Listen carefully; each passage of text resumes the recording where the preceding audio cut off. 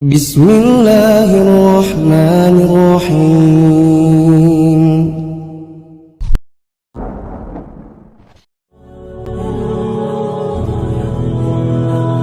Para jemaah kaum muslimin wal muslimat rahimani wa rahimakumullah, melanjutkan membaca kitab Al-Fawaid Al-Jaliyah fi Tauhid Rabbil Bariyah, yaitu pelajaran-pelajaran penting berkaitan tentang tauhid.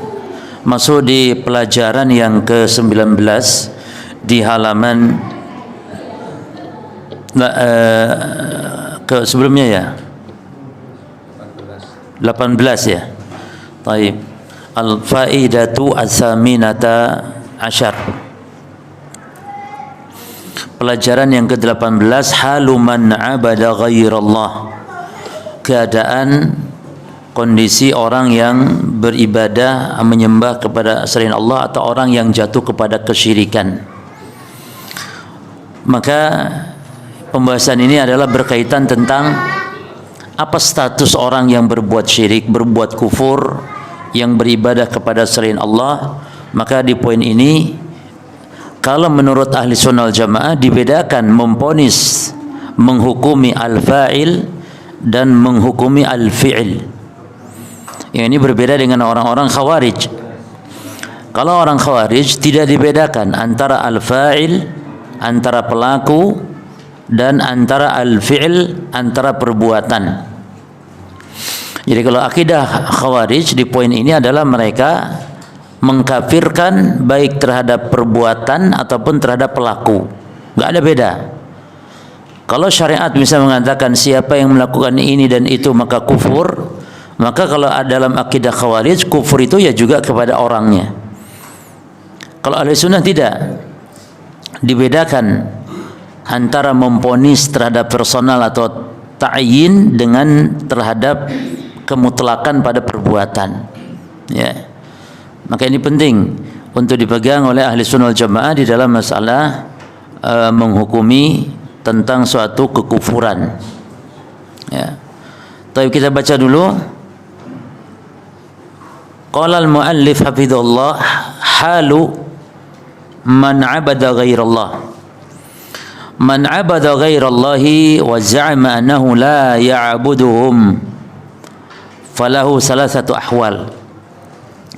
Orang yang menyembah selain Allah, wa za'ama, dan dia mengklaim, menyangka, mengira, annahu la ya'buduhum, bahwasanya mereka tidak menyembah kepada mereka. Yani ada syubhat, ya.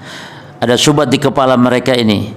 Mereka beribadah kepada selain Allah, tapi di dalam kepalanya dia tidak beribadah kepada selain Allah itu, tapi dia beribadah kepada Allah. Hanya beribadah kepada dia dalam rangka atau kepada selain Allah dalam rangka untuk mendekatkan diri saja, supaya agar mendekatkan diri kepada Allah Subhanahu wa taala. Maka ini adalah justru kesyirikan di zaman dahulu.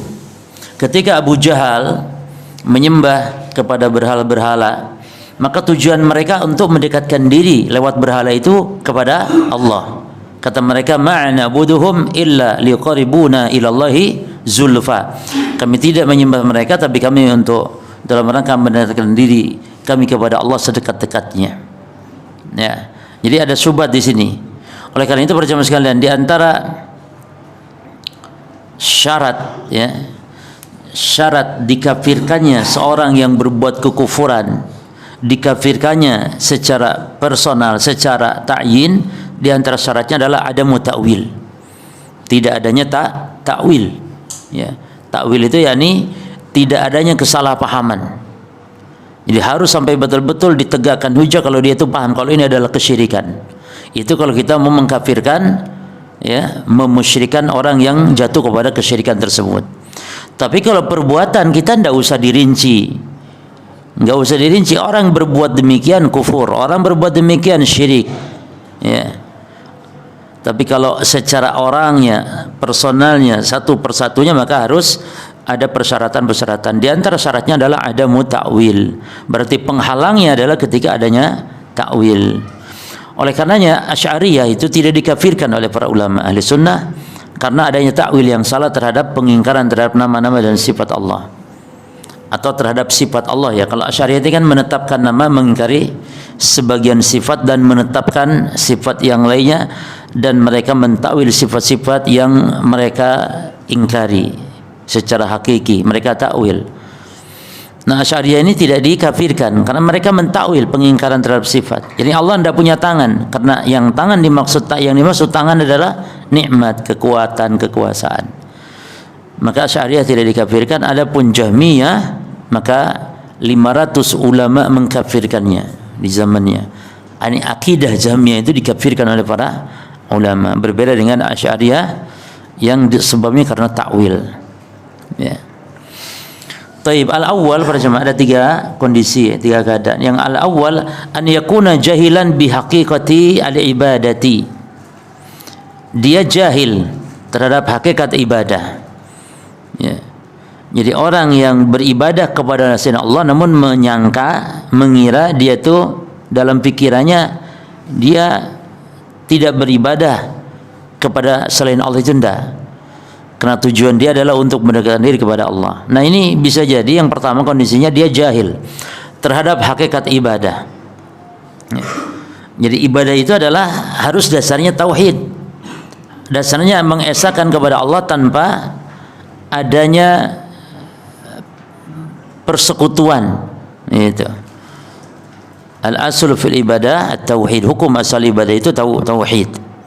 Ya, adapun melalui perantara-perantara makhluk, baik malaikat, baik nabi, orang saleh dan semisal, maka ini adalah tidak disebut ibadah. Ya, walaupun dohir nampaknya ibadah.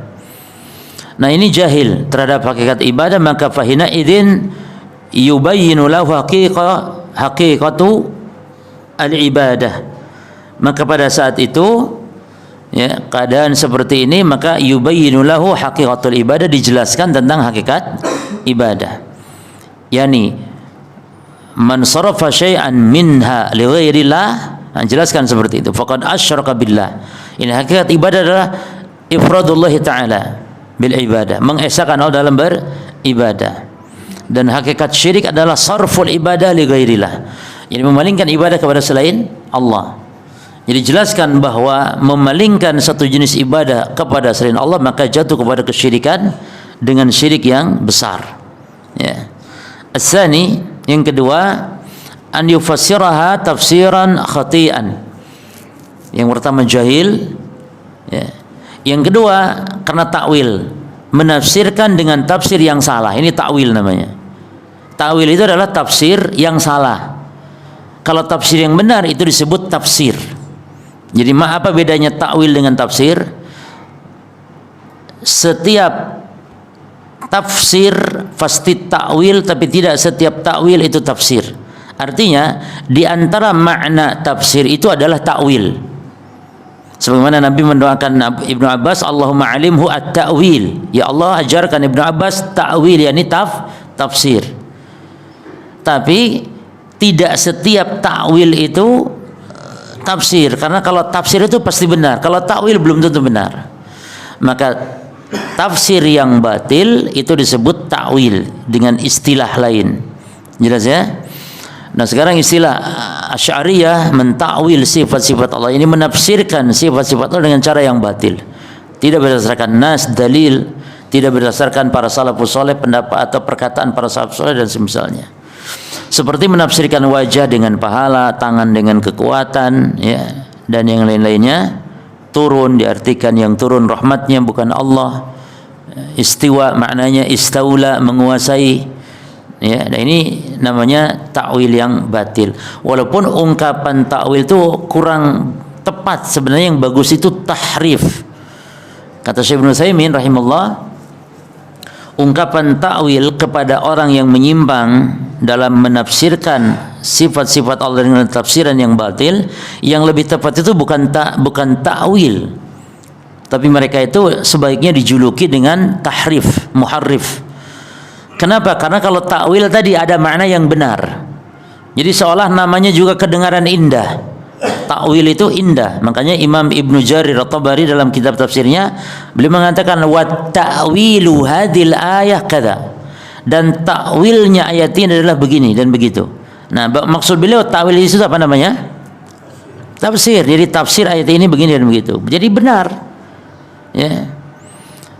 Adapun kalau diungkapkan dengan kata-kata tahrif, maka ini akan membuat ke telinga pun tidak menerima, karena buruk. Nggak ada istilah tahrif yang baik, nggak ada. Tapi kalau takwil, ada takwil yang benar, ada takwil yang salah, takwil yang benar. Tapi kalau tahrif, semuanya jelek, semuanya buruk, semuanya batil. Itu tahrif. Makanya kita katakan kaum Asy'ariyah, Maturidiyah, Kulabiyah dan semisalnya adalah kaum yang mentahrif. Ya. Dan Allah juga menggunakan kata-kata itu dalam Quran, bukan yu'awwilun tapi yuharrifun. Allah gunakan kata-kata yuharrifun. Ya. Yuharrifun al-kalim an mawadi'ihi. Mereka mentahrif, yakni menyelewengkan. Ya, maknanya juga mentawil maknanya. Mereka menyelewengkan ayat-ayat dari tempatnya. Ini kebiasaan orang-orang Yahudi. Maka Allah tidak menggunakan kata yu'awwiluna al-kalim an mawadi'ihi, tapi yuharrifuna. Maka ada 3 alasan kenapa kata-kata tahrif lebih utama, lebih afdal untuk disematkan kepada mereka yang menyelewengkan sifat-sifat Allah. Dari sisi yang pertama, Quran mengungkapkan dengan bahasa itu, yuharrifunal kalim an mawadi'ihi. Yang kedua, dia lebih membuat manusia lari. Karena kalau takwil, manusia juga kedengarannya kayak enak-enak saja kalau takwil, tapi kalau tahrif membuat manusia lari.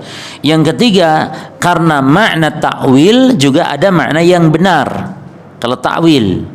Tapi kalau tahrif maka semuanya salah, semuanya batil, semuanya keliru. Ya. Nah, jadi yang kedua, keadaan orang yang menyembah kepada selain Allah dan dia mengira bahwa dia itu tidak menyembah mereka tapi menyembah Allah perkiraannya.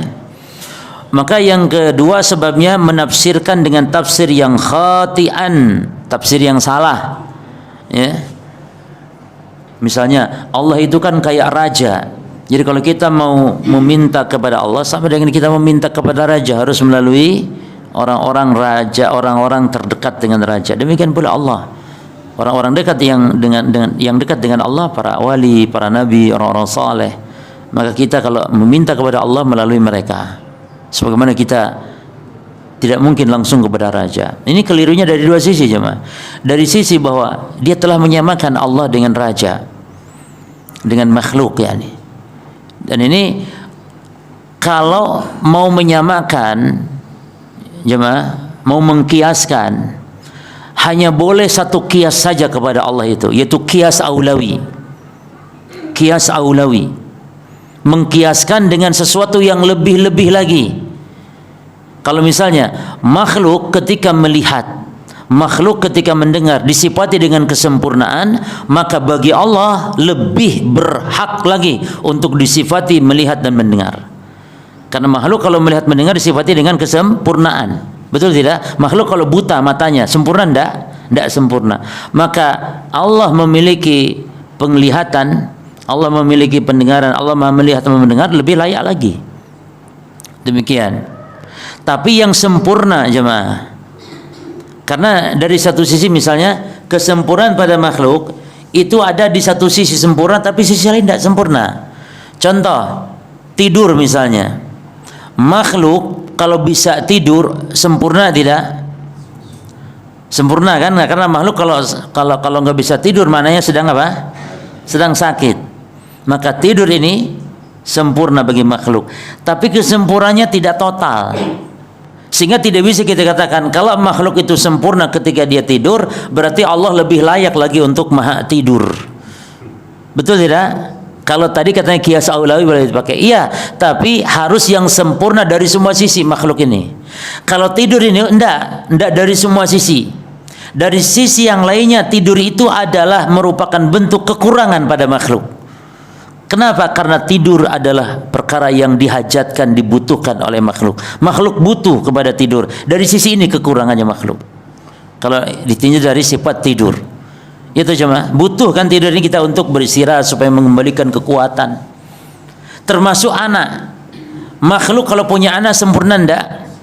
Sempurna. Orang kalau enggak punya anak bela-belain jemaah cari makan kurma muda kah, mau kadang ada yang sampai ke dukun barang. Karena ya, dipancing kawin lagi misalnya, saking inginnya punya anak. Iya, ibu-ibu tolong diperhatikan ya, Nabi Ibrahim itu tidak punya anak, tapi ketika Sarah ngasih Hajar untuk dikawin oleh Nabi Ibrahim, maka langsung keluar anak namanya Ismail. Setelah itu Sarah pun lagi punya anak.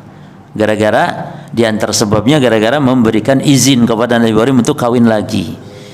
Bahkan dikasihnya oleh, itu kan Hajar itu budak milik Sarah, hadiah dari Raja Mesir tadi. Akhirnya Nabi Ibrahim pun punya anak setelah menikahi Hajar, ya. Maka kata para ulama di antara kiat, dicoba tuh kiat Nabi Ibrahim itu. Yang lama ndak punya anak, coba suruh kawin lagi, insyaallah. Maksudnya nanti dia punya anak dan dianya sendiri nanti melahirkan, insyaallah. Ya. Tapi kalau belum siap ya jangan dipaksa saja, Mak. Karena sesuatu yang memang sering saya sampaikan, poligami ini bisa berhukum haram kalau kitanya tidak mampu. Karena hanya membuat kedoliman kalau kitanya tidak mampu. Ya. Makanya Allah pun dalam Quran kan tidak langsung perintah poligami itu. Allah larang. Kata Allah, fa in khiftum ala ta'dilu fawahidatan. Tapi kalau kalian khawatir tidak sanggup berbuat adil, maka jangan. Kata Allah, enggak boleh, jangan. Satu saja. Ya. Nah, ini ibu-ibu senang dengan ayat selanjutnya ini, senang. Tapi jadi itu ayat enggak cukup berhenti di situ. Ya. Enggak, fankihu ma tabalakum minan nisa'i masna wa sulasa wa ruba'. Koma itu, enggak titik, koma. Dilanjutannya apa? Fa in khiftum. Tuh, ada lanjutannya. Jadi enggak cukup di situ. Silakan pilih yang baik 2, 3 atau 4. Enggak titik, belum. Tapi kalau koma di situ, kalau khawatir maka cukup 1. Jelas ya, ya? Baik.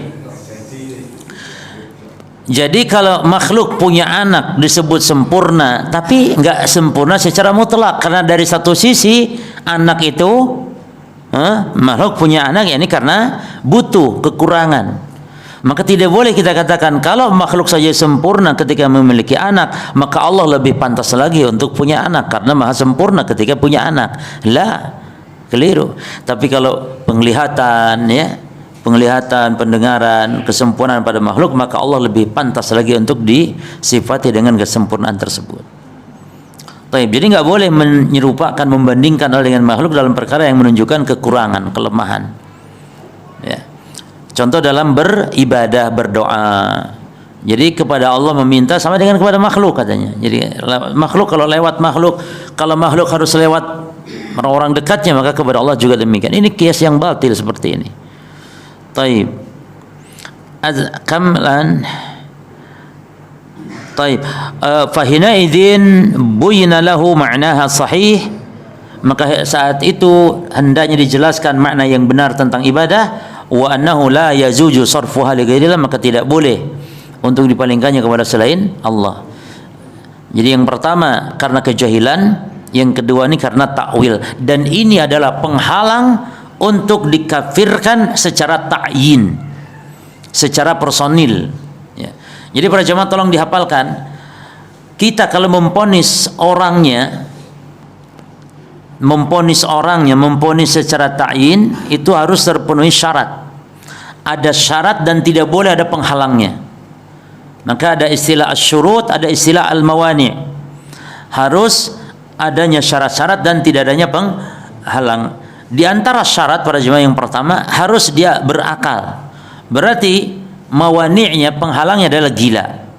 Kalau ada orang gila berbuat syirik, maka orang gila ini tidak boleh kita katakan ente musyrik, karena dia gila jemaah. Ya, ini ndak dilibas saja, ndak gila, nggak apa, pokoknya musyrik ente musyrik. Lah ya jemaah. Ya, jadi syaratnya harus berakal. Dalilnya diangkat pena dari 3 golongan. Yani kata Nabi SAW, rufi'al qalamu an salasa, diangkat pena dari 3 golongan manusia. Salah satunya anil majnuni hatta ya'qil, anil majnun hatta ya'qil, dari orang gila sehingga dia berakal. Dan akal ini jemaah syarat yang paling agung, syarat taklif, Syarat untuk pembebanan syariat, syarat ibadah, syarat sholat, syarat puasa, syarat ibadah, akal ini syarat yang paling agung. Dari sisi mana jemaah? Taib, syarat itu terbagi dua. Satu, syartu wujubin, syarat wujub, syarat kewajiban. Yang kedua, syartu sihatin, syarat keabsahan. Islam itu adalah syartu sihatin, syarat keabsahan untuk beribadah. Orang kafir wajib sholat, orang kafir wajib puasa Ramadan, orang kafir wajib haji, wajib umrah, orang kafir. Tapi syaratnya harus terpenuhi. Apa itu? Al-Islam, syahadat al-Islam. Ketika orang kafir yang wajib ini sholat, lalu dianya tidak terpenuhi syarat, tidak Islam, sholatnya sah tidak? Hah? Orang kafir sholat sah tidak? Tidak sah. Sehingga dia berislam, sehingga dia membaca syahadat, lalu dia sholat baru sah. Tapi wajib tidak? Wajib tidak? Wajib. Ma salakakum fis saqar? Qalu lam nakum minal musallin. Penduduk surga dia akan tanya kepada penduduk neraka yang dia orang kafir masuk neraka syaqar. Apa sebab kalian masuk neraka syaqar? Kata orang-orang kafir tersebut mengatakan, qalu lam nakum minal musallin. Mereka mengatakan kami dulu tidak salat. Jadi orang kafir diazab para jemaah ya karena sebab tidak salat. Orang kafir diazab karena sebab tidak salat. Kenapa dia tidak salat? Karena salatnya tidak sah ketika dia tidak masuk Islam, ketika dia tidak bersyahadat. Yang gampang begini jemaah, orang yang sedang junub wajib salat enggak? Yang sedang junub wajib salat? Wajib. Tapi syaratnya harus mandi besar. Kalau maksa dia salat, salatnya sah tidak? Tidak sah. Demikian pula al-Islam. Ini namanya syarat as-sihah. Syarat seperti ini syarat keabsahan, syartus sihah. Adapun kalau syartu wujub contohnya anak kecil. Al-bulug ini syarat. Al-bulug baligh itu syarat diterimanya ibadah, syarat. Anak kecil jemaah yang belum memenuhi syarat berarti wajib tidak dia salat. Anak kecil yang belum baligh wajib tidak dia salat. Anak kecil, anaknya orang Islam, itu jemaah, anaknya orang Islam, anaknya orang Islam dia wajib enggak dia salat? Anak kecil belum balik? Ojo ragu gitu jemaah. Iya belum balik, anak kecil 5 tahun, 6 tahun, 8 tahun, 10 tahun wajib salat enggak? Loh. Kok kayak ragu loh jemaah? Berarti anak antum tidak sholat dosa dia? Dosa dia anak antum tidak sholat? Hah? Tidak wajib karena tidak terpenuhi syarat. Apa syaratnya? Al-bulug. Berarti balik ini syarat wajib namanya. Terus bedanya dengan syartus sihah apa tadi? Syartus sihah itu ketika syarat tidak terpenuhi, maka ibadah itu kalau dipaksakan ibadahnya tidak sah. Tapi syartu wujub ketika syarat tidak terpenuhi, ketika dia ibadah walaupun syarat tidak terpenuhi, ibadahnya anak kecil nih salat sah tidak salatnya? Ngomong dasar anak antum tidak mau lagi salat nanti. Sah salatnya? Sah. Makanya jemaah ngajari anak kita salat itu tidak boleh sembarangan. Anak kita sholat penuhi syarat-syaratnya, berwudu, tutup auratnya, sehingga dapat pahala dia. Antum yang dapat pahala sebagai orang tuanya. Kan ada anak-anak, nak sholat nak, nggak wudu, serap apa, nak nggak usah wudu. Nanti sampai dewasa itu nggak wudu itu cuma. Nggak boleh. Bahkan nak ayo nak wudu, kita mau sholat nih wudu dulu, wudu, tutup auratnya, sholat, sah sholatnya, orang tuanya dapat pahala. Luar biasa jemaah. Nah, jadi bedanya antara syartu sihah dan syartu wujub. Kalau syartu sihah yakni kalau dia ibadah itu tidak sah ketika tidak terpenuhi. Adapun syartu wujub maka ketika ibadahnya sah walaupun syarat tidak terpenuhi. Dan syartu wujub artinya syarat yang menuntut kewajiban saja. Jadi syarat tidak terpenuhi berarti tidak wajib. Nah, Islam ini syarat keabsahan. Orang Islam al-Islam. Ini orang kafir itu wajib tetap ibadah, wajib dia, tapi terpenuhi syarat. Nah sekarang pertanyaan berkaitan bahasan kita akal tadi, itu jemaah. Syarat kalau dikafirkan dia harus memiliki akal dan tidak boleh ada penghalang. Penghalangnya apa? Al-junun atau gila. Ya, ya kalau ada orang gila nyembah kubur, ya tetap diajari, dilarang. Tapi jangan sampai dikatakan ente kafir ya akhi. Gila gimana mau kafir? Gila.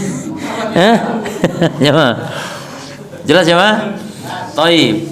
Orang gila mencaci maki Allah, mencaci maki Rasul. Gimana?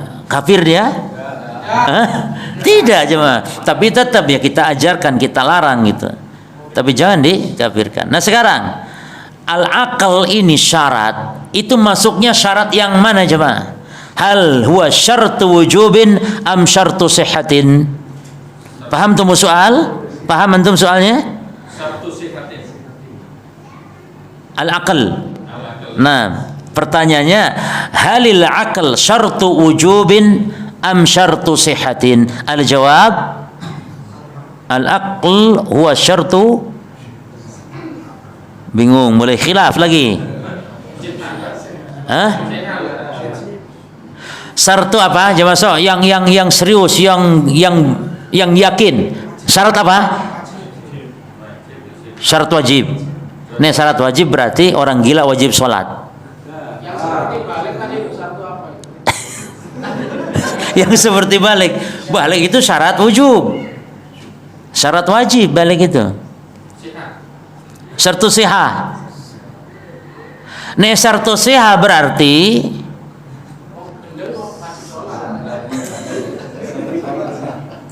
jemaah, yang jawab syartu sihah salah, yang jawab syartu wujubin juga salah. Yang benar adalah syarat dua-duanya.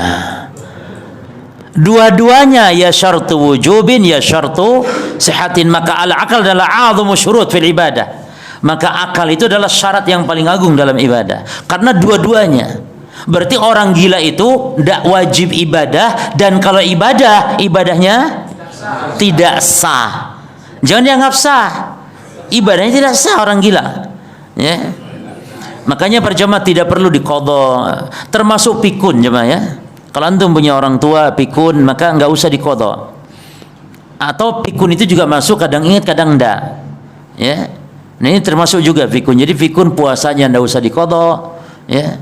Cukup apa namanya? Kalau mau ya kehati-hatian boleh dibayarkan fidyah. Tapi yang benar fidyah pun hatta tidak ada, karena memang diangkat kolam bagi orang-orang seperti itu. Karena fidyah itu juga bagi orang yang memang berakal tapi tidak mampu, dan tidak mampu yang selamanya. Karena tidak mampu itu ketidakmampuan ada yang sifatnya al-mutlaq, yakni al-ajal al-mutlaq, seperti yang sakit menaun, atau orang yang tua, renta, yang sudah tidak mampu, itu al-mutlaq selamanya. Dan yang kedua mutlaqul aziz, tidak mampu itu sementara. Yani orang yang sakit ada harapan sembuh, maka itu namanya mutlaqul aziz, maka dia tidak boleh fidyah, tapi harus nunggu nanti sampai dia mampu mengqadha puasa. Nah, ini kesalahan kita sering. Pokoknya sakit sudah kelihatan langsung main membayar fidyah saja. Lah, sakit kalau ada harapan kepastian sembuh, tanya dokter, ya, maka insyaallah seperti itu membayar qadha atau mengqadha. Jelas jemaah ya? Yang kedua jemaah, syarat dikafirkan orang secara ta'yin adalah syaratnya al-bulugh, dan lawannya adalah berarti as-sighar. Lawannya adalah kecil, yakni belum balik. Yang ketiga al-ilmu, yakni tahu hukumnya. Makanya tadi mu'alif mengatakan kalau jahil, ya maka dia diajari. Ada orang yang beribadah kepada selain Allah dasarnya karena jahil, ya. Dan lawannya, yakni syaratnya adalah al-ilmu, berarti penghalangnya adalah al-jahl. Jadi syarat nanti penghalang itu lawannya. Kalau syaratnya al-ilmu, ketika kita mengkafirkan secara personal, maka lawannya adalah apa? Mawani penghalangnya adalah al-jahl. Nah,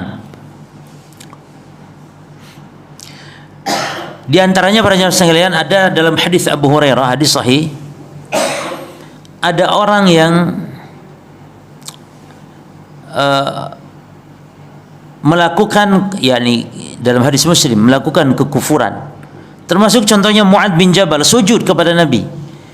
Ya, sujud kepada Nabi, tapi karena dasarnya kejahilan, ya, maka dimaafkan oleh Nabi sallallahu alaihi wasallam.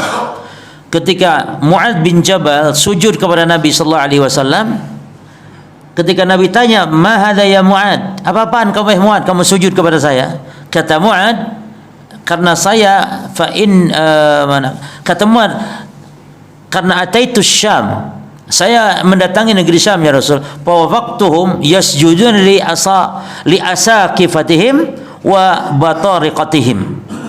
Saya mendapati mereka orang-orang Syam itu pada sujud kepada asaqifatihim, kepada para pendeta-pendetanya, kepada para tokoh-tokoh, para pembesarnya. Maka fawadittu fin nafsi an naf'ala dzalika bika. Maka saya suka kalau saya justru melakukannya kepada engkau ya Rasulullah. Maka kata Nabi, la taf'alu, jangan kalian lakukan sujud kepadaku. Lalu kata Nabi, la kuntu amiran ahadan an yasjuda li ahadin la amartul mar'ata an tasjuda li zawjiha. Kalau boleh saya perintahkan manusia sujud kepada manusia, maka saya akan perintahkan para istri untuk sujud kepada suaminya. Ya. Jadi melakukan sujud ini melakukan kekufuran, tapi dimaafkan karena dasarnya tidak tahu dasarnya. Maka syaratnya harus ahli ilmu dan penghalangnya adalah al-jahl. Nah, yang keempat adalah al-ikhtiyar syaratnya. Al-ikhtiyar itu atas kehendaknya, lawannya dipaksa.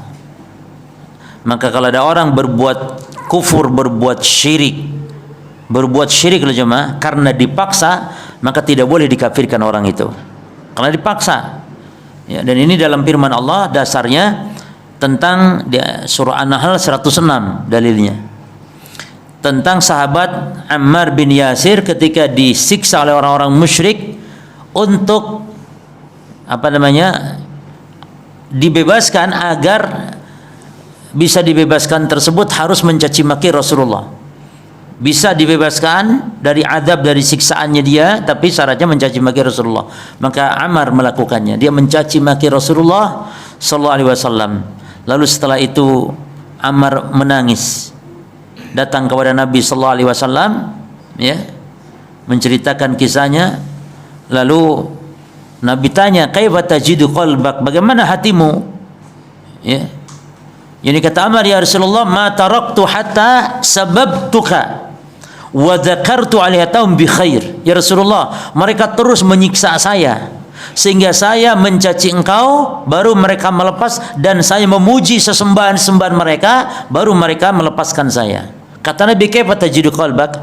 Bagaimana mendapati hatimu? Jadi engkau mendapati hatimu dalam keadaan gimana ya ketika mencaci maki tersebut?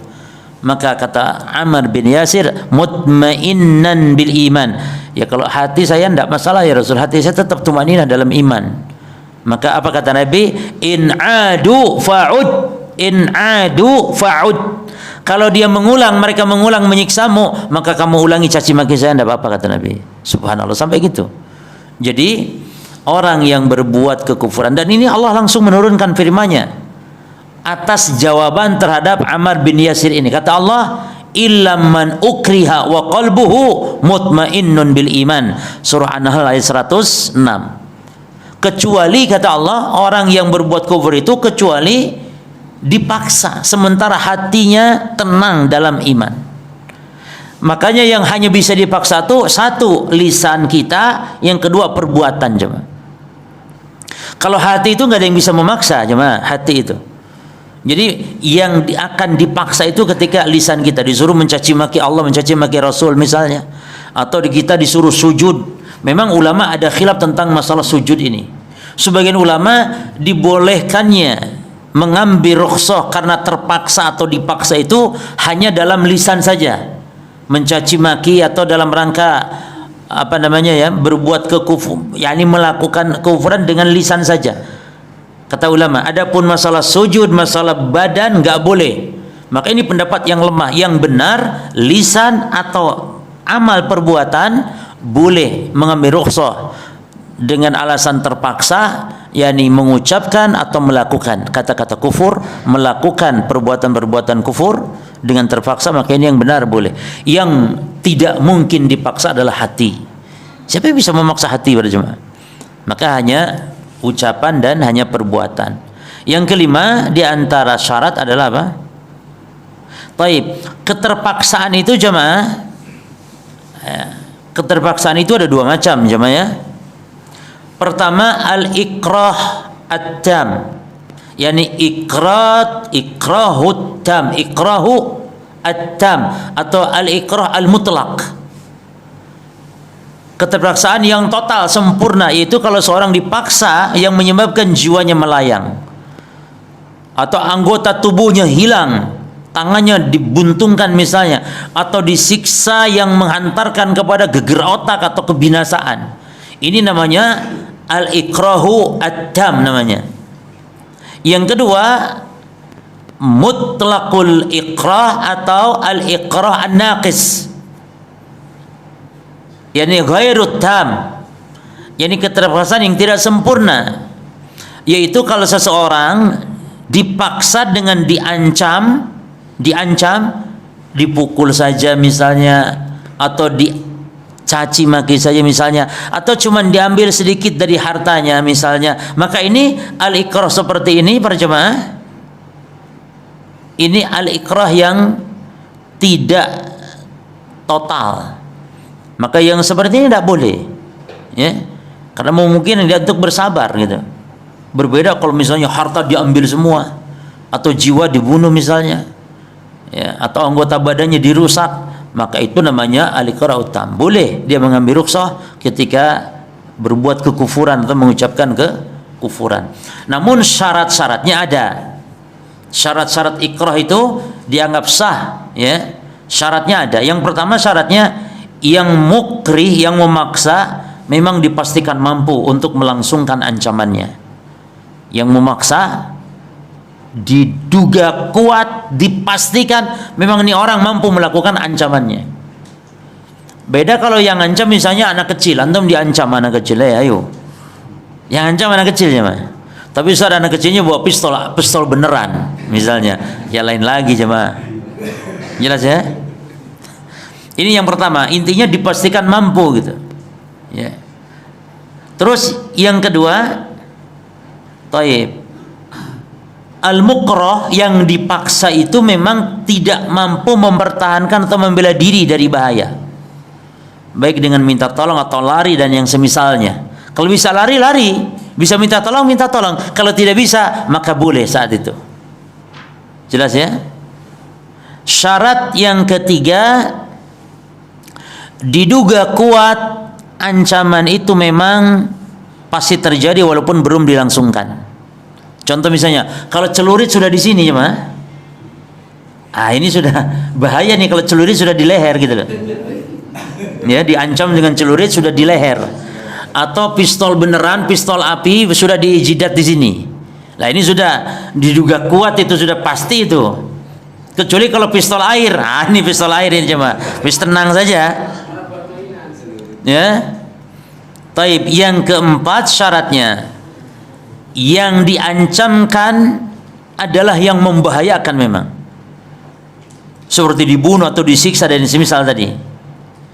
Tapi kalau ancaman itu misalnya hanya pukulan ringan saja misalnya, atau hanya dicubit, kamu ucapkan kata-kata kufur, ucapkan, atau caci maki Rasul, kalau tidak kamu tak cubit, dicubit saja mah, ya, maka itu tidak diperbolehkan, ya. Taib. Yang kelima syaratnya adalah al-qasdu, disengaja. Berarti lawannya, penghalangnya apa? Bukan lupa. Lawannya adalah al-khata, enggak disengaja, ini keliru. Ya. Contohnya berjemaah, ada orang yang saking gembiranya ketika hewan tunggangannya ketemu, barang-barangnya ketemu kan ya. Ada orang yang sedang digurun di padang pasir. Iya, ketika hilang putus asa sudah, dia nunggu mati sudah hilang, untanya penuh, makanannya kabur, dia cuman sendirian, gak punya apa-apa lagi bekal, maka otomatis dia hanya nunggu mati saja. Pas dia ketika bangun, ya tertidur, bangun tidurnya dia mendapati lengkap, ya kendaraannya lengkap sama makanannya, maka saking gembiranya, ya kan, nah, dia mengatakan Allahumma anta abdi wa anna rabbuk, ya Allah engkau hambaku, aku Tuhanmu ya Allah. Ini yani akhta min syiddatil farah, yani akhta, keliru, tidak sengaja karena saking gembiranya. Maka orang saking gembiranya bisa salah ngomong ya Pak. Demikian pula saking marahnya bisa salah ngomong juga. Hati-hati ya. Nah, jadi ini syarat yang kelima apa? Sengaja. Terus yang keenam syaratnya adalah takwil. Berarti penghalangnya apa namanya? Tidak adanya takwil sebagai syarat, dan penghalangnya adalah takwil. Ya, demikian. Tapi poin yang ketiga berjamaah, an ya'lama haqiqataha. Orang yang melakukan kesyirikan, kekufuran, beribadah kepada Allah, dia tahu hakikatnya. Wa anna sarfa li ghairillahi syirkun, bahwa memalingkan ibadah kepada Allah adalah syirik, tahu dia itu. Namun summa yusirru fahada mu'anidun mukabbirun la tanfa'uhu al-ayatu wan nudhur. Maka orang seperti ini ya, ketika tahu dia menyembah kepada Allah adalah kesyirikan, namun dia terus melakukannya, maka fahada mu'adid, ini orang yang membangkang ya, mukabbir, orang yang sombong, maka la tanfa'uhu al-ayatu wan nudhur, tidak bermanfaat ayat-ayat bagi dia dan juga peringatan. Artinya tipe seperti ini kalau sudah tegak hujah maka dikafirkan gitu. Sudah paham dianya, tidak ada takwil, tidak ada lagi yang namanya penghalang-penghalang, syarat-syarat terpenuhi, maka dikafirkan ya. Ini keadaan orang-orang yang berbuat kesyirikan, kekufuran. Jadi tidak setiap orang yang jatuh kepada kesyirikan harus disebut musyrik. Tidak setiap orang yang jatuh kepada kekufuran harus disebut orang kafir. Sebagaimana tidak setiap orang muslim yang jatuh kepada dosa maksiat disebut orang fasik. Ya. Orangnya. Maka bedakan antara memponis al-fa'il, pelaku, dengan al-fi'il dan perbuatan. Baik, faedah berikutnya. Al-faidatu at-tasi'ata asyar, pelajaran ke-19, kullu man 'abada ghairallah fa huwa musyrikun. Ini kaidah penting jemaah. Jadi setiap yang beribadah kepada selain Allah dia musyrik, ayan kana ma'buduhu, apapun saja bentuk yang disembahnya. Jadi antara yang nyembah Nabi Muhammad dengan yang nyembah keris sama. Tidak berarti yang nyembah Nabi Muhammad itu jadi baik, bukan orang musyrik. Sama statusnya, tetap orang itu musyrik. Jadi nggak dilihat yang disembah, hanya saja penamaan yang disembah berbeda. Yang disembah, kalau yang disembah itu orang-orang saleh yang mereka tidak ridha disembah, maka tidak boleh disebut tagut. Tidak boleh. Nabi Muhammad, Nabi Isa, para malaikat nggak boleh dikatakan tagut walaupun mereka disembah selain Allah. Tapi disebut tagut itu kalau merekanya rela ridha. Maka tagut di antara maknanya adalah man ubida min dunillahi wa huwa radin. Orang yang diibadahi selain Allah sementara dianya rela, dianya ridha. Termasuk di antaranya ada tokoh-tokoh ahli bid'ah yang mereka senang disembah-sembah.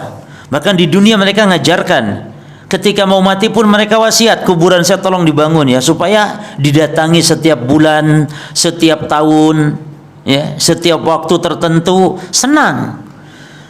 Maka ini celakanya para jemaah. Definisi wali di masyarakat adalah setiap orang yang kuburannya dibangun itu wali. Wali. Jadi setiap wali itu. Jadi yang kuburannya nggak dibangun bukan wali jemaah. Walaupun orang itu yang paling mulia di sisi Allah. Ya. Nah, ini bahaya para jemaah. Makanya mereka kadang-kadang sampai menjadikan wali walaupun orang gila. Orang gila, orang telanjang, orang nggak pakai baju, cuma pakai celana saja, dimintai dicium tangannya, dialap berkahnya. Naudzubillah. Ya, itu pelecehan terhadap orang-orang saleh. Syariat bahwa penetapan wali Allah itu adalah Allah dalam Quran. Ala inna awliya Allah la khaufun 'alaihim wa lahum yahzanun alladzina amanu wa kanu yattaqun. Wali Allah adalah orang beriman, ahli tauhid. Orang yang ahli sunnah itu wali. Jadi tidak disebut wali kalau dia ahli syirik, ahli bid'ah. Wali itu tidak mungkin ahli syirik, ahli bid'ah. Harus ahli iman, ahli tauhid, harus ahli sunnah dan orang yang bertakwa. Maka tidak mungkin wali ngerokok-rokokan itu tidak ada wali rokokan. Wali joget nggak ada, wali joget-joget tidak ada. Mungkin wali murid, ya, wali murid rokokan mungkin. Tapi waliullah alladzina amanu wa kanu yattaqun, tidak ada sifat seperti itu. Yang berpegang teguh dengan sunnah Nabi sallallahu alaihi wasallam, beribadah selalu taqarrub kepada Allah dengan ibadah-ibadah yang disyariatkan. Jelas ya? Maka tidak dibedakan apapun yang disembahnya, tetap musyrik nek nyembah kepada selain Allah. Kenapa para jemaah? Perhatikan di sini penjelasannya. Li'anna an-nabiyya sallallahu alaihi wasallam, karena bahwasanya Nabi sallallahu alaihi wasallam dhahara ala unasin mutafariqin. Karena Nabi sallallahu alaihi wasallam itu dhahara, beliau muncul di tengah-tengah umat yang berbeda-beda. Fi ibadatim, dalam ibadah mereka. Minhum man ya'budul malaika, ada yang menyembah malaikat. Wa minhum man ya'budul anbiya was salihin, yang menyembah para nabi, orang-orang saleh. Minhum man ya'budul ahjar, ada yang menyembah batu. Wa minhum man ya'budul anbiya al ashjar, yang menyembah pohon-pohon, nyembah keris, nyembah jin, matahari, bintang, bulan. Semuanya Nabi pukul rata bahwa mereka musyrik. Nabi tidak sebut yang musyrik hanya yang nyembah batu saja ya, yang nyembah Nabi tidak musyrik, tidak. Semuanya. Walam yufarriq bainahum, Nabi tidak membedakan di antara mereka. Wad dalilnya adalah firman Allah Ta'ala di surah Al-Anfal ayat 39. Wa qatiluhum hatta la takuna fitnatun, dan perangi mereka semuanya, kata Allah.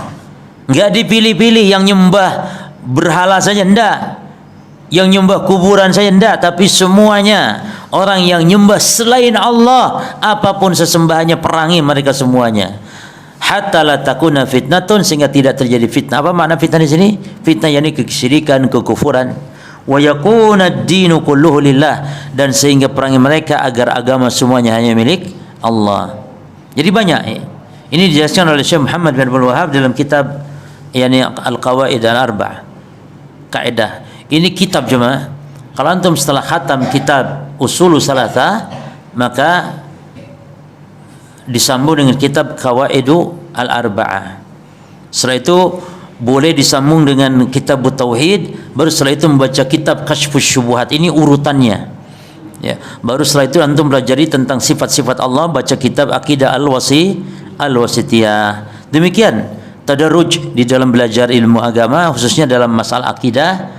Yani jangan sampai antum belum baca kitab-kitab yang dasar sudah mempelajari misalnya Aqidah Al-Wasithiyah atau mempelajari Aqidah Tahawiyah. Lebih parah lagi membaca Aqidah Tadmuriyah tentang masalah masalah qadar yang rumit, ya. Itu nanti setelah tahapannya. Baca dulu kitab-kitab yakni yang dasar. Itu urutannya jemaah ya. Penuntut ilmu harus khatam, itu yang namanya Ushulus Tsalatsa, kemudian kitab Qawaidul Arba'ah, kemudian nanti kitab Tauhid, kemudian kitab Kasyfus Syubuhat.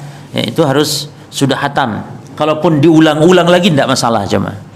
Hatta antum kalaupun di rumah baca, kan ada terjemahannya, baca terjemahan. Kalau bisa baca syarahnya. Ada yang bahasa Indonesia kalau tidak bisa baca kitab, ya. Dan disarankan setiap muslim mempelajari bahasa Arab jemaah. Karena minimal walaupun kita tidak betul-betul menguasai ya membaca, tapi dengan kita bisa bahasa Arab, maka minimal membaca buku, membaca kitab itu tidak terlalu gelap gitu jemaah. Jadi ada bayangan, ada remeng-remeng, paham insyaallah kalau kita membaca dengan memahami bahasa Arabnya. Terus dalil kalau mereka menyembah matahari, menyembah bulan, ada firman Allah di surah Fussilat. Ya. Kata Allah, "Wa min ayatihi al-lailu wan nahar." Di antara tanda-tanda kebesaran Allah adalah siang dan malam.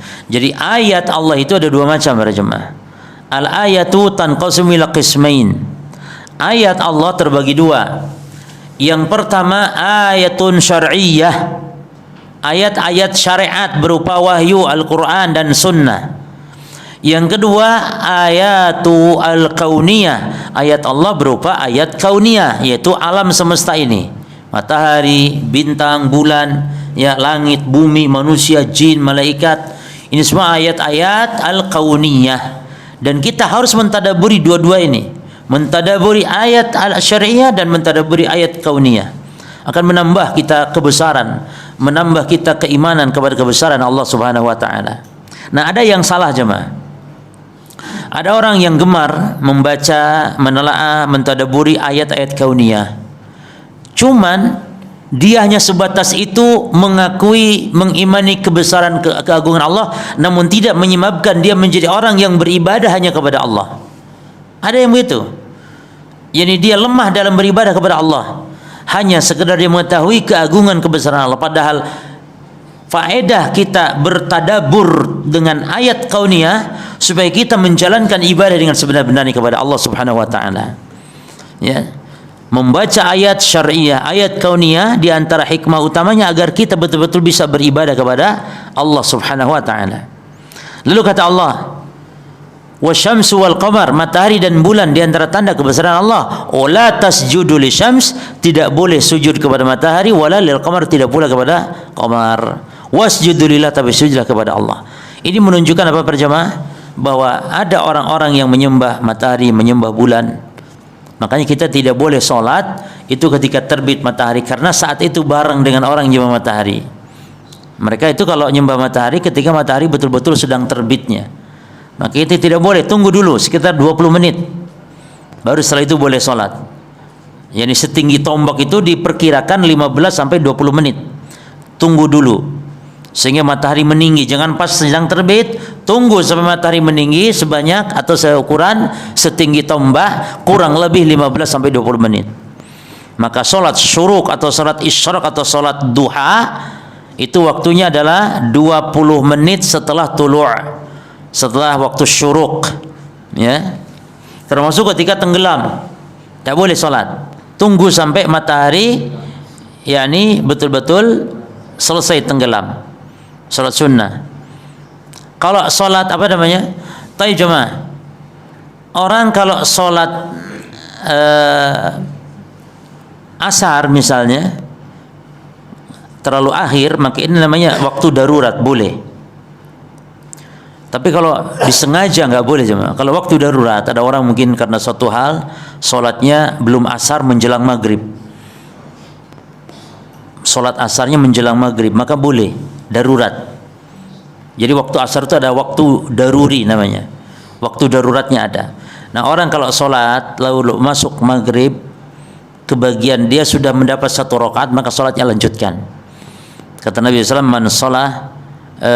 man salat al-asr summa taghrubu asy-syams man adraka rak'atan, taib, man adraka rak'atan summa minal asr summa taghruba syams, ya, faqad adraka shalah. Siapa yang salat 1 rakaat lalu salat asar lalu matahari tenggelam, maka dia dianggap telah mendapatkan salat. Ini dilanjutkan. Jelas ya, tapi syaratnya mendapatkan berapa? 1 rakaat. Ya. Man adraka rak'atan min salatil asar summa taghruba syams faqad adraka shalah. Demikian pula salat subuh. Ya. Dapat 1 rakaat salat subuh lalu matahari terbit, maka lanjutkan salatnya walaupun matahari terbit. Nah, ini pengecualian atau pengkhususan. Jelas jemaah. Termasuk waktu-waktu yang dilarang ini kalau memang salat-salat yang memiliki sebab. Walaupun ulama-ulama tidak sepakat, ya. Seperti madhab Abu Hanifah mengatakan salat di waktu terlarang itu tetap nggak boleh walaupun salat yang memiliki sebab, walaupun salawatu dawatil asbab. Contoh salat memiliki sebab itu salat tahiyatul masjid, salat jenazah, salat gerhana. Walaupun di waktu terlarang itu boleh dilakukan, dan itu pendapat jumhur, pendapat yang kuat insyaallah. Taib, dalil malaikat, ya, yang disembah selain Allah diantaranya di surah Ali Imran ayat 80. Wala ya'murukum an tattakhidul malaikata wa nabiyyina arbaban. Ya. Kata Allah, dan tidak boleh pula bagi para rasul untuk menyuruh kalian akan menjadikan malaikat dan para nabi sebagai arbaban, sebagai sesembahan. Wa dalilul anbiya, dalil para nabi juga demikian. Nabi Isa kelak akan ditanya oleh Allah. Jadi para nabi itu dihisab dengan model hisab pertanyaan tentang amanah menyampaikan risalah atau disampaikan atau belum. Demikian para anbiya, para jemaah. Jadi para nabi hisabnya demikian, ditanya tentang amanah risalahnya.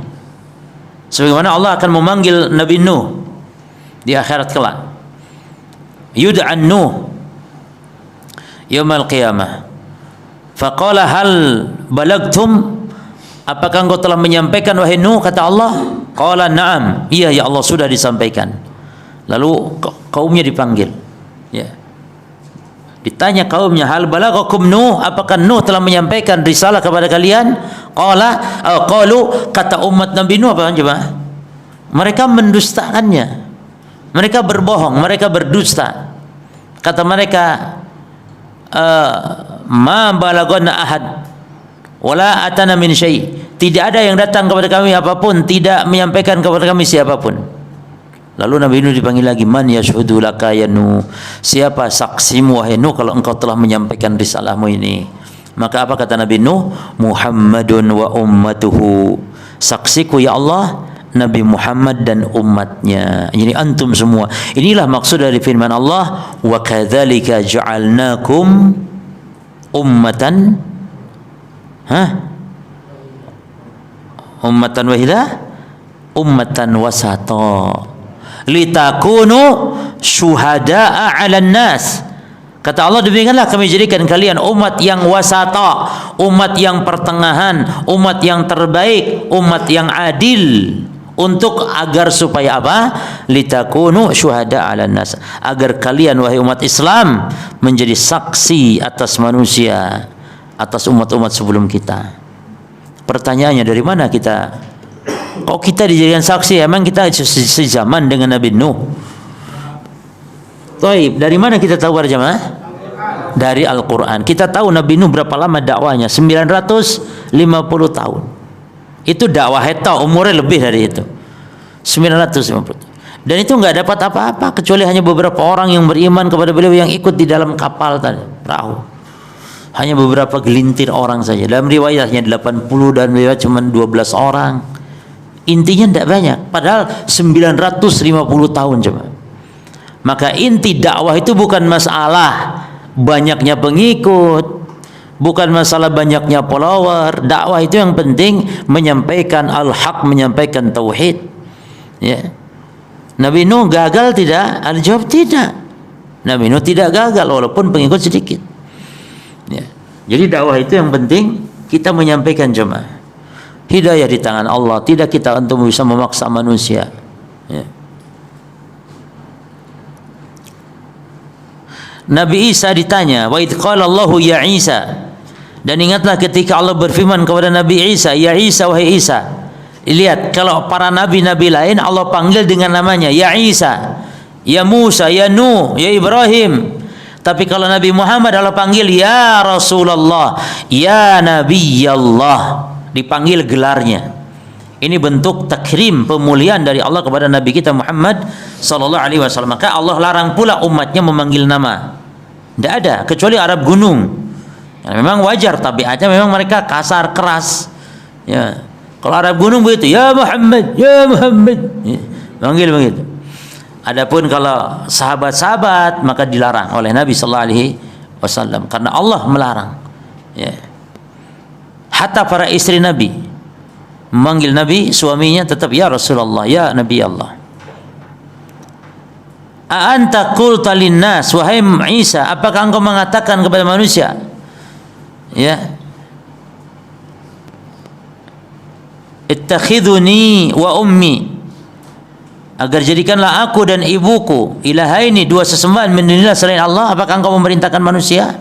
Qala, kata Nabi Isa, subhanaka ma yakunu li an aqula ma laisa li bihaqqin.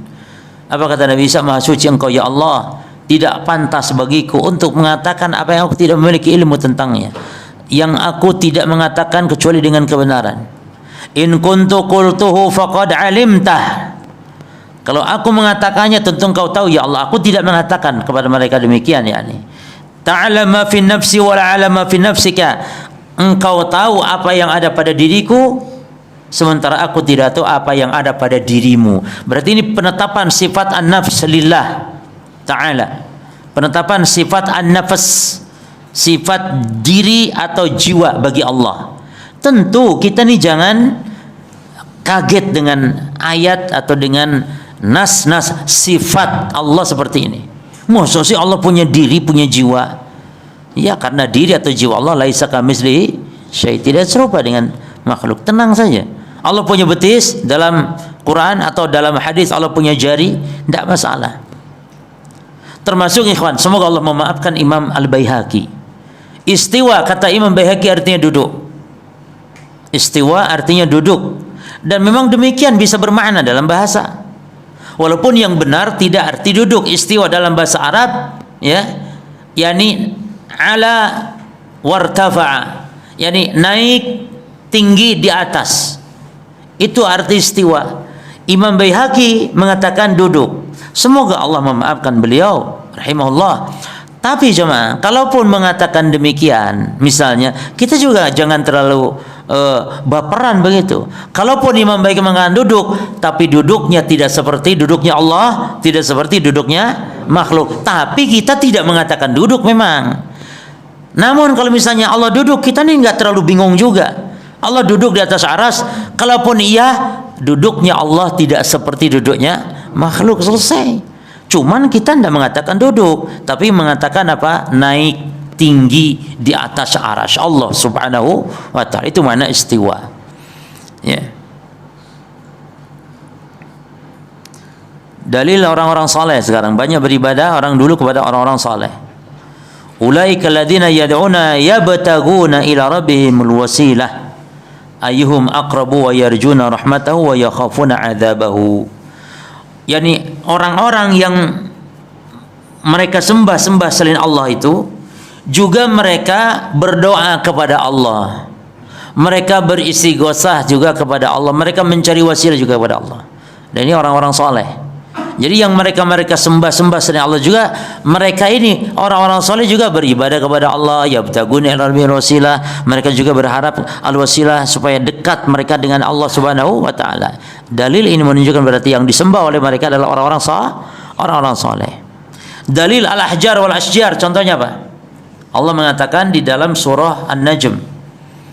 Jadi orang-orang musyrikin dulu mau nyembah Lata, Uzza, Manat. Ini nih berhala yang dibuat dari batu. Namun sejarahnya asalnya dia orang soleh, ya. Cuman dibuat batu. Mana kalau Lata itu jemaah, sebenarnya kalau Lata itu kuburan, ya. Kalau Uzza baru itu patung batu. Kalau Lata itu adalah kuburan. Kana yalutus sawiq, dulu orang yang mati yang dikubur di sini nih adalah pembuat sawiq, makanan untuk para jemaah haji. Jadi ini kebiasaan orang-orang Arab jahiliyah dulu berjemaah. Dan yang paling mulia di sini adalah orang-orang Quraisy, keluarganya Nabi. Yani mulia mereka untuk ngurus Ka'bah, mereka mulia di situ adalah melayani. Bahkan kakek Nabi Muhammad SAW, Abdul Muttalib, ini dikenal dengan Al-Fayyad, yang suka yani gemar memberi makan, khususnya Jumat-Jumat haji, memberi makan, memberi. Kebiasaannya pun mereka ya dikenal dengan kedermawanan. Dan urusan as-siqayah war rifadah, siqayah ini memberi minum orang haji, rifadah memberi makanan orang haji, ya. Maka ini adalah dipegang oleh keluarga Nabi sallallahu alaihi wasallam. Nah, orang soleh ini mati dikubur di situ, lalu kuburannya diagungkan. Itu namanya Latta. Diambil dari yaluttu. Jadi ada dua bacaan, ada Latta, ada Lat. Lat ada Lat. Ada yang ditasydid Lat. Nah, kalau Lat ditasydid ini maknanya kuburan tadi. Kana yaluttu as-sawiq. Yani terbiasa mengadon tepung, membuat roti untuk jemaah haji. Kalau ditasydid. Kalau tidak ditasydid misalnya Lat, Lat, afara'aitumul lat. Tapi kalau lat ta. Nah, kalau lat dengan takhfif maknanya apa? Maknanya patung. Bukan kuburan orang soleh, tapi patung yang dibuat.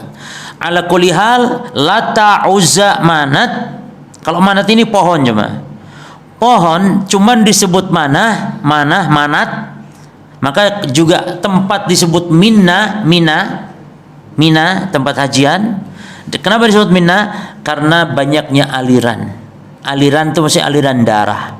Karena sembelihan tempatnya di mana? Di Mina. Maka Manat ini kenapa disebut Manat sesembahan dulu? Karena di situ banyaknya darah yang dialirkan. Jadi pohon sebenarnya.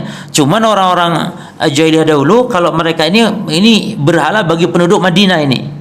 Jadi mereka itu kalau mau ke Mekah, mereka mampir di Manat ini, mereka menyembelih, darahnya dicipratkan, dialirkan di pohon tersebut, lalu dagingnya, ini cerdasnya Abu Jahal, dagingnya dimakan.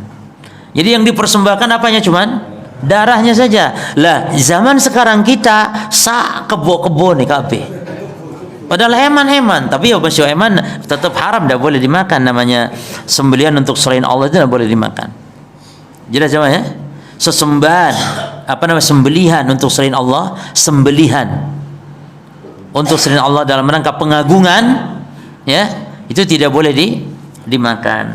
Sebagaimana kata Allah, hurimat alaikumul maitatu waddamu wa lahmul khinzir wa ma uhilla bihi ghairillah. Diharamkan atas kalian bangkai, darah, daging babi dan segala yang disembelih untuk selain Allah. 4. Darah. Tapi tidak semua darah jemaah. Ada darah yang halal, yaitu kata Nabi, uhilat lana dammani, dihalalkan kepada kita 2 darah, wa maitatan, yang 2 bangkai. Amma daman, adapun 2 darah, fa al-kabid wa tihal, ati dan limpa. Amma al-maitatani, adapun 2 bangkai, fal hutu wal jarad, bangkai ikan dan bangkai belalang. Nah, terus adapun babi nggak ada yang dikecualikan, semua babi haram. Cuman dalam ayat Quran kan cuman walahmu, laham, daging babi. Berarti kalau tulangnya, kulitnya, bulunya boleh. Kan di Quran cuman dagingnya aja. Jemaah. Iya, tapi gimana jawabnya? Jangan cuman nggak boleh aja. Jawab, di Quran kan daging, kenapa juga diharamkan? Iyo, dalilnya apa?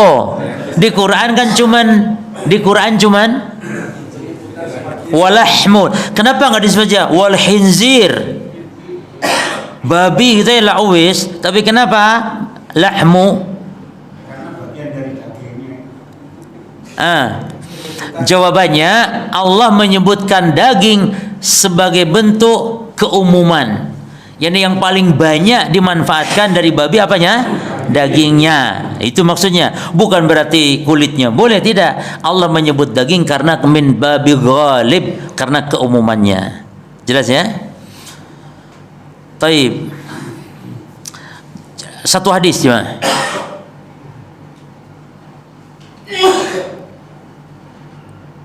Hadis Abu Waqid Al-Laitsi.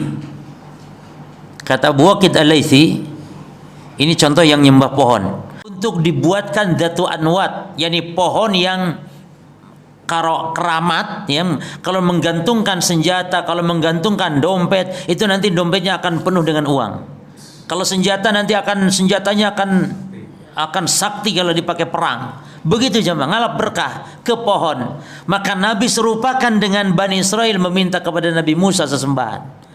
Kata Nabi, demi Allah, waladhi nafsu Muhammadin biadih, kata Nabi, waladhi nafsi biadih qultum, yang kalian katakan itu kama qalat Bani Israel li Musa, sebagaimana yang dikatakan oleh Bani Israel kepada Musa. Apa perkataan Bani Israel kepada Musa? Ij'al lana ilahan kama lahum alihah. Wahai Musa, buatkan untuk kami sesembahan sebagaimana mereka punya sesembahan. Orang-orang Bani Israel ini melihat ada orang sedang nyembah batu, jemaah, nyembah sesembahan. Maka Bani Israel minta kepada Nabi Musa agar dibuatkan sesembahan. Nah, kata Nabi, kalian yang ngalap berkah di pohon-pohon keramat itu persis kalian dengan mereka, yakni menyembah kepada pohon tersebut. Ini yang menjadi dasar di sini jemaah. Ya. Ini hadisnya berkaitan dengan masalah ngalap berkah. Makanya kalau dalam kitab tauhid ini babnya bab tabaruk ini. Ya, bab apa namanya jemaah? Bab tabaruk. Apa itu tabaruk? Tolabul barokah. Tolabul barokah. Para jemaah sekalian, ada kaidah penting tentang tabaruk. Kaidah penting tentang masalah tabaruk jemaah. Yaitu apa? Yang pertama, bahwa wa'idu ataba al-barakah wallahu azza wa jal, bahwa yang mendatangkan berkah itu adalah Allah subhanahu wa ta'ala. Ya, Allah azza wa jal. Itu yang pertama. Jadi kita tidak boleh sembarangan mengatakan ini berkah itu berkah, nggak boleh. Ya, misalnya kita tadi alhamdulillah ramai karena keberkahan kamu datang tadi. Tidak boleh ngomong berkah kamu tadi datang, kita jadi majelis kita jadi ramai karena keberkahan Ustaz Fulan datang. La jemaah. Jadi yang menyebabkan atau yang membuat berkah suatu adalah Allah. Kemudian berkah itu ada dua, ada berkah zatiyah, ada berkah ma'nawiyah. Al-barakah tanqasimu ila qismain, barakatun dzatiyatun wa barakatun ma'nawiyatun. Berkah pada zat dan berkah pada maknanya. Ulama berkah maknanya bukan zatnya. Al-Quran barakah itu maknawi bukan zat. Makanya Al-Quran ini jemaah, Al-Quran ini kita kalau berkaruan bukan dengan zatnya, ini bukan. Tidak bisa Quran kita ciumi, kita tempel-tempelkan menjadi berkah baju kita misalnya, atau orang yang sakit ditempel Quran. Orang sakit, mana yang sakit Pak? Iki lho Pak, aku tanganku sakit, wis tak tempel. Ces. Yang berkah bukan zatnya tapi maknawi, berkah dibacakan. Mungkin sembuh dibacakan diruqyah dengan ayat Al-Quran. Jelas jemaah. Maka ini kaidah lagi penting, bahwa barakah dzatiyah muntaqilah. Wa barakah ma'nawiyah lazimah. Berkah yang zat itu akan berpindah, berkah itu. Contohnya Nabi Muhammad berkahnya zatiyah ya ma'nawi, dua-duanya. Kalau Nabi Muhammad zatnya berkah, maka Nabi Muhammad zat yang berkah itu bisa nempel, bisa berpindah. Air ludahnya Nabi Muhammad bisa berpindah berkahnya kepada orang yang ditempelkan oleh air ludah Nabi Muhammad tersebut. Keringat Nabi Muhammad, asar Nabi Muhammad, baju Nabi Muhammad, jubah Nabi Muhammad akan bisa berpindah berkah itu kalau ditempelkan jubahnya di tangan orang. Maka para sahabat dulu banyak hal berkah. Ketika Nabi wafat, ada rambut Nabi di rumahnya Hafsah, ada rambut jubah Nabi di rumahnya Hafsah.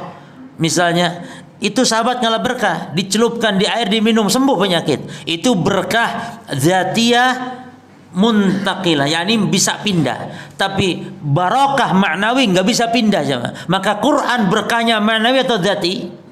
Kalau Quran berkahnya zati bisa nempel dia. Kalau ada orang sakit ditempelkan sembuh. Itu kalau berkah zatiyah. Tapi Quran berkah maknawiyah.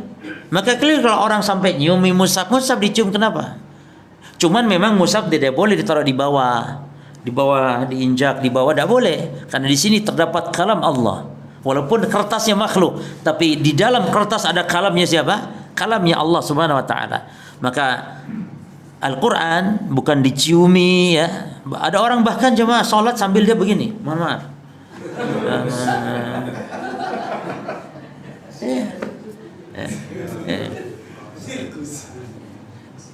Tempelkan. Hajar Aswad berkah manawi atau berkahnya zati? Zati ya. Hajar Aswad. Hajar Aswad di Ka'bah itu jemaah. Kalau jenengan ngomong Hajar Aswad zati ya, maknanya berarti kalau kita punya uang dompet tempel di Hajar Aswad supaya nanti dompet kita jadi berkah. Zati atau maknawi? Maknawi. Berkahnya Hajar Aswad ketika kita ibadah sesuai dengan disyariatkan. Contohnya dicium Hajar Aswad berkah, kita dapat pahala. Ditawafinya, dikelilinginya kita Hajar Aswad, isyarat kita ke Hajar Aswad dapat berkah pahala. Kalau zat berarti sebagaimana sebagian orang, makanya kalau sudah nempel tangan di Hajar Aswad, lalu gini-gini ke bajunya, ada dompetnya diusap supaya ini dompetnya jadi lancar jemaah. Itu jemaah. itu namanya dzatiyah. Kalau ma'nawiyah tidak bisa. Masjidil Haram berkah, Masjidil Haram ma'nawi atau dzati? Masjidil Haram. Kalau dzati berarti jenengan usap itu dinding-dindingnya, lantai-lantainya diusapkan ke badan, berkah. Ma'nawi atau dzati? Ma'nawi, solat di situ 100.000 kali solat, itu berkahnya Masjidil Haram. Bukan dinding, temboknya ditempel dan semisalnya, diusap-usap dan semisalnya. Jelas jemaah ya? Terus sifatut tabaruk tauqifiyah. Ini kaidah tentang berkah. Sifat cara ngalap berkah itu paten berdasarkan dalil. Contohnya jemaah, contohnya ngalap berkahnya masjid. Masjid ini berkah. Masjid ini namanya ini mushola Al-Muhajirin, ini berkah. Bagaimana cara ngalap berkahnya? Salat di sini, baca Quran di sini, zikir di sini. Sebagaimana juga ngalap berkah di Masjidil Haram, ngalap berkah puasa Ramadan, bulan Ramadan dengan beribadah. Itu cara ngalap berkah. Ngalap berkah, cara ngalap berkahnya Hajar Aswad misalnya dengan cara kita tawaf. Ya, dengan cara kita menciumnya, istilam atau kita isyarat atau kita mengelilingi, itu cara ngalap berkah. Cara ngalap berkahnya ulama bukan dengan diciumi tangannya. Ngalap berkah ulama bukan memakan bekas air kobokannya atau bekas rokoknya, karena ada juga yang rokokan jemaah. Sehingga puntung bekas kopi puntungnya. Bukan itu caranya, tapi cara ngalap berkah ulama adalah bi julus fi majalisihim. Julus duduk, yani ngalap ilmu, akhdul ilm fi majalisihim, di majlis-majlis mereka. Maka antum jangan senang saya dekat dengan Ustadz Fulan atau dengan Syekh Fulan, senang dekat. Maka saya kadang makan sama Syekh Fulan, sama Ustadz Fulan. Dekat dengan cara itu tidak berkah.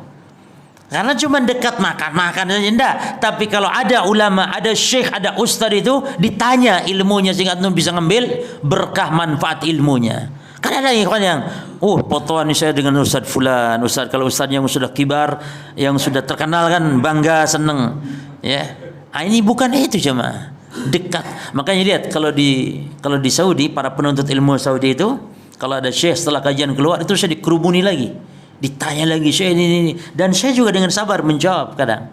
Ya. Jadi mereka kalau di Saudi menghormati ulama itu dengan cara ditanya. Jadi kalau nemu, demikian para salaf jemaah, kalau nemu ulama itu kayak nemu harta berharga gitu, kayak nemu emas begitu, dia langsung ditanya tentang masalah-masalah yang dia selama ini mungkin bingung, ditanyakan tentang masalah-masalah agama. Kita enggak, ketemu ustaz diam saja. Padahal masih banyak yang enggak tahu gitu jemaah. Tapi cukup dengan makan bareng ustaz, cukup selfie sama ustaz, selesai. Ya akhi tanya, ya akhi, kalau mumpung ada ustaz nih, mumpung ada tanya masalahnya. Ya. Guys status. Ya, butuh cuma untuk status. Taib.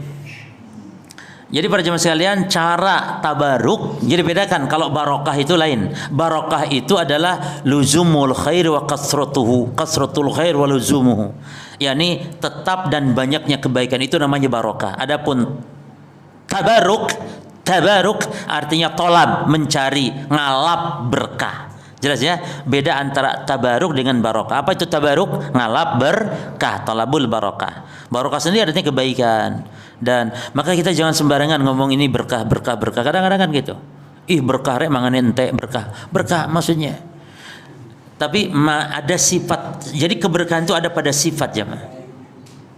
Pada cara makan, ya al-ijtima fi ta'am. Jadi makan itu berkah memang ketika makannya itu kumpul dan satu nampan. Jadi bukan disebut ijtima dalam makan kalau satu piring masing satu piringnya.